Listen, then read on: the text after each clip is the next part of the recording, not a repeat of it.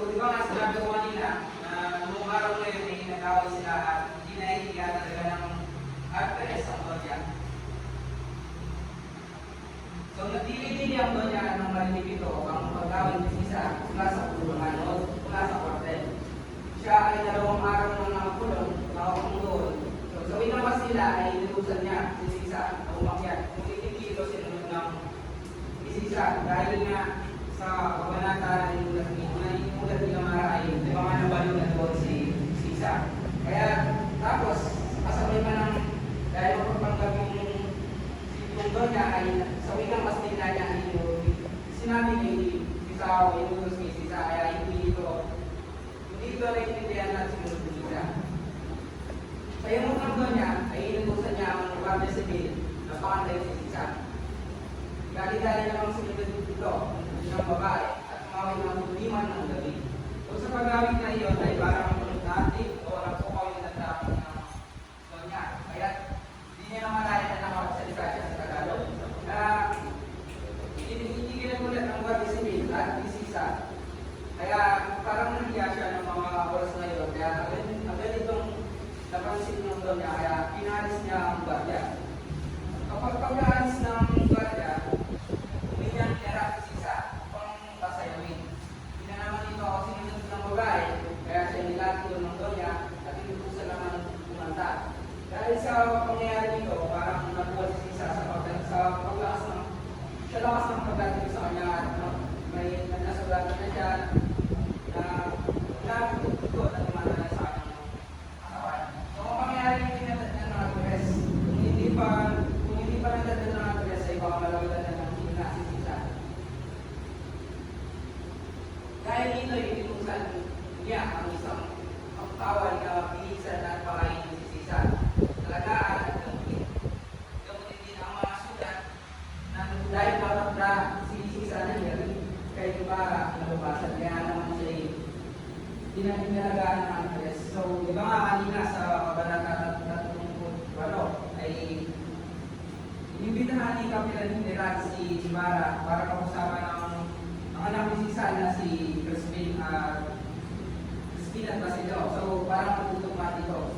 Si Sisa naman ay nakatakdang din kay Ibarra, pinabukasan.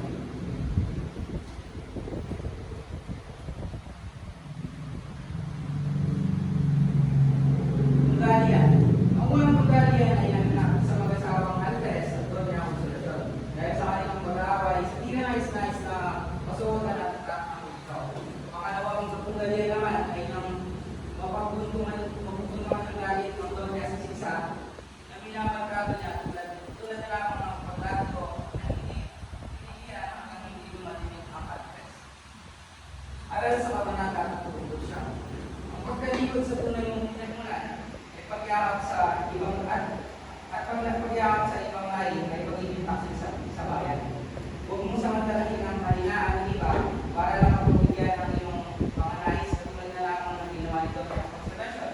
Ay Sisa para mainisan ang kanyang pagkabagot ay ginawa niyang libangan ang babae nito na nawala sa kanyang katinuan. Pilit na pinaawit ng babae pagkatapos ito ay pilit namang pinatatayaw kapag hindi sumusunod siya ay pinalati ng ito. Kauda ko naman tayo sa huling kabanata ng aking hinulat. Kabanata 4 na pinamagatan ang katwiran at ang maras. Tauhan, Don Filipo Tiniente, Piloso Potasio, Siananay, Maria Nico, Padre Salvi, Maria Clara, Sos Ibarra. Tagpuan, nasa sa bayan ng Sindero. So, mahalagang pangyayari. Pag-iigas ako na ng gabi, ay umapalikas na ang mga natitirang pinis na nagulot ng nakayapang iskap at sa kalapitan. Sinigyan na rin ang mga apoy na apoy, Golden Torre, Panyong Toro at Dalaw. At ang pinakamaganda ay pinakamaliting na tulan. So, di ba pag sa aming tanay may gano'n yung parang pailaw sa bayan. Then, yung araw na ito ay sa plaza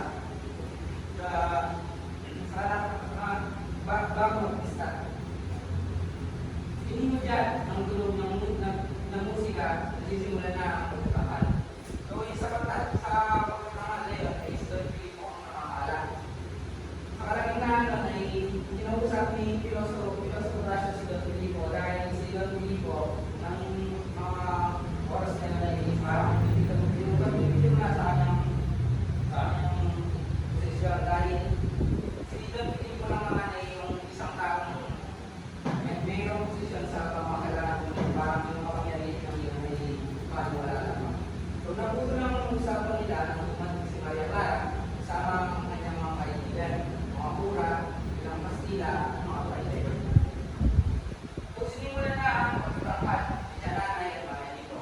Ngunit sa pagtatangkad na ito ay may isang tao na hindi maibalik ang piling kay Maria Clara. Yan ay si Padre Salvi. So matapos na ang tulalalaan ng dumating si Ibarra at tumilan ng kalinaskas ang pagdating ng Ibarra. So syempre nga, sabi ko mga kanina, may isang tao na maibalik ang piling kay Maria Clara, yan si Padre Salvi. And then, alam naman natin na si Ibarra ay kasintahan ng Maria Clara, kaya parang nainis si Padre Salvi o nakakamit ng ticket sa pagdating ng Ibarra. Kaya kinausap niya si Don Filipo at gusto mo pagdating si Ibarra na siya lamang pinangihan ni Don Filipo dahil bakit sa pinangihan niya na bakit papalisin ng isang tao wala namang ginagawa o inutulo sa paglalakad. So, parang nainis dito si Padre Salvi kaya umalis na lamang kasama ang mga pare na siya lamang kasunodin ng pagalis ni Jesus Ibarra dahil may nakalimutan na siya at kailangan na siya. So habang nanonood ang lahat, may dumating na dalawang guardiang sibil. So yung dalawang guardiang sibil na ito ay galing sa bahay din ng Madre Teresa at Sonia. At gusto kong ipatigil ang pagtatangkad dahil hindi daw makatulog ang Madre Teresa. Lumawag ng Madre Teresa at Sonia dahil nag-aaway sila dahil sa kalingayan na nagaganap. Dahil doon ay ikinalaki ni Don Filipo yung dalawang guardiang yun. Kaya yung mga nanonood ay parang nagkakulo. Nasira na ang pagtatangkad. Kaya tuwing bumalik si Jesus Ibarra at inanap si Maria Clara. Sa habang nagaganap yung kapuluan, sinubukan naman pigilan ni Don Filipo. At ang balak ng mga tao ay sinubin ang kwartel, pati na ang Madres, at si Don ang sagot. Kasumpulan. Huling bumalik si Jesus Ibarra ay humingi ng tulong si Don Filipo kay Ibarra na siya naman tinulungan nito. Ang pagdating ni Ibarra doon ay hindi lamang si Maria Clara ang makasama niya. Hindi yung mga babae nanonood sa pagtatangkad na kasamang natawag dahil nagkatulo. At nandun din si Tia Isabel na hindi matigil ang pagdadasal sa away ng Kastila. So, hindi mapakali si Padre Salvi at naisip niya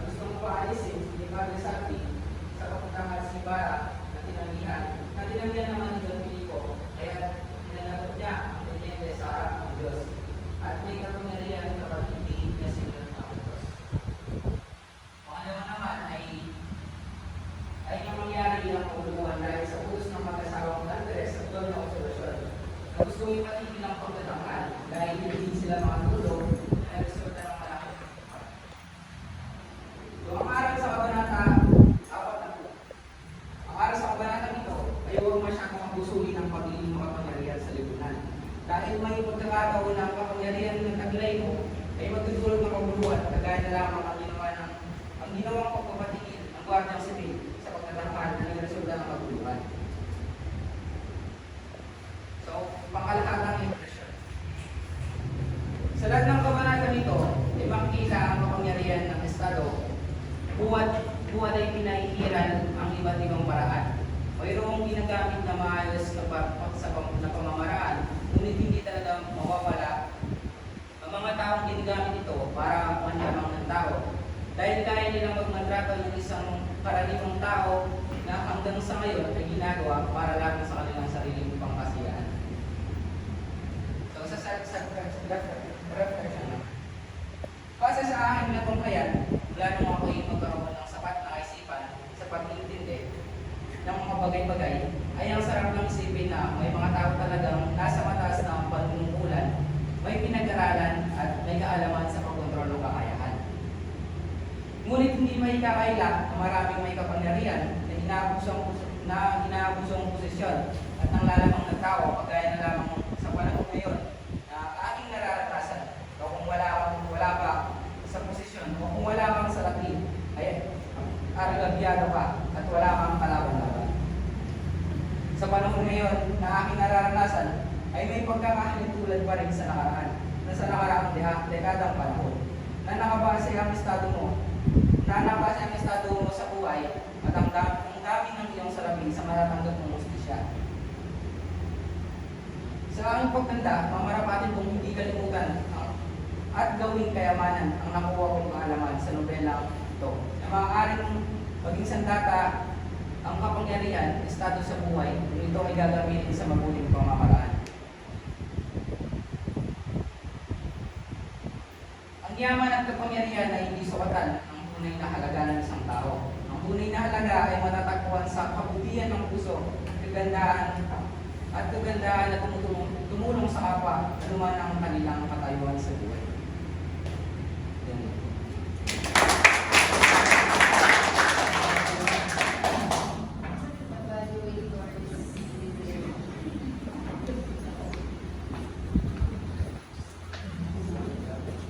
So sa delivery yung nakita ko kanina sa kanya, sa itaas ay wala siyang eye contact sa mga nakikinig. Nakatingin na siya more sa laptop niya.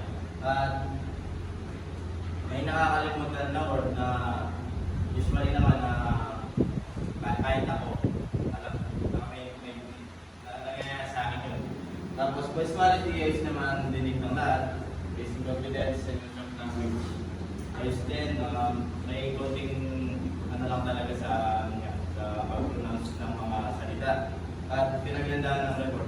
Ang binigay ko sa voice quality ay 18 out of 20 at basic confidence in use of language is 7 out of 10.